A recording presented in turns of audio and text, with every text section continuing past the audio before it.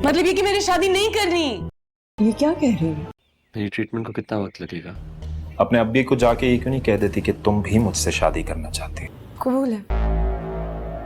मैंने तुम्हारे कपड़े हैंग करवा दिए।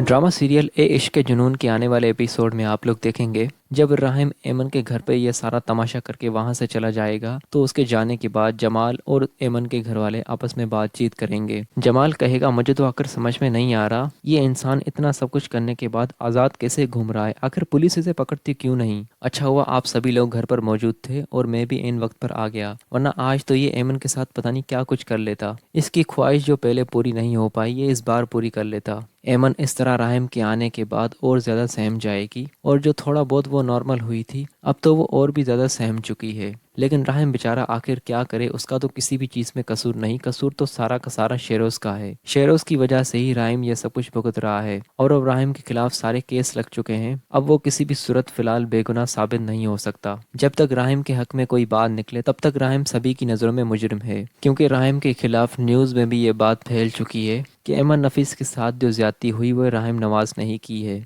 और ये खबर माहिन भी देख चुकी होगी, अब उसे भी पक्का यकीन हो चुका है कि राहिम उसे अब तक धोखा दे रहा था और उसके साथ जो भी उसका ताल्लुक था ये सब कुछ झूठ था। आखिर माहिन के बाप को भी अपनी बेटी की तकलीफ देख देकर उसे भी इस बात का यकीन हो जाएगा कि आखिर राहिम एक मुजरिम है और उसके साथ अब वो अपनी बेटी का रिश्ता कभी भी नहीं करेगा, क्योंकि जब सारे सबूत सारे गवाह सब कुछ राहिम के ऊपर लग चुके हैं तो अब उसके दिल में भी राहिम की अच्छाई मिट चुकी है और अब उसे भी यही लगता है कि ये सब कुछ करने वाला राहिम ही था। मैं अब तक राहिम को अच्छा समझता था लेकिन राहिम ने अपने बाप का नाम मिट्टी में मिला दिया। ये सारी बातें ये सब कुछ जो भी राहिम के साथ हो रहा है, शेरोज़ और उसकी माँ जब उनके सामने ये सारी बातें आती रहती हैं तो उन्हें बहुत खुशी होती है, क्योंकि आफिया बेगम बहुत मुतमईन हो चुकी है कि उसका बेटा शेरोज़ आखिर वो एमन का मुजरिम साबित नहीं हुआ। लेकिन उसकी ये बहुत बड़ी गलत फहमी है। फिलहाल उसके बेटे शेरोज़ के अच्छे दिन चल रहे हैं, इसी वजह से वो इन सारे मामलात से फिलहाल दूर है। लेकिन जब उसके ऊपर केस लगना शुरू हो जाएंगे तब उसे पता चलेगा कि कभी कभी ज़्यादा खुशी भी हजम नहीं होती।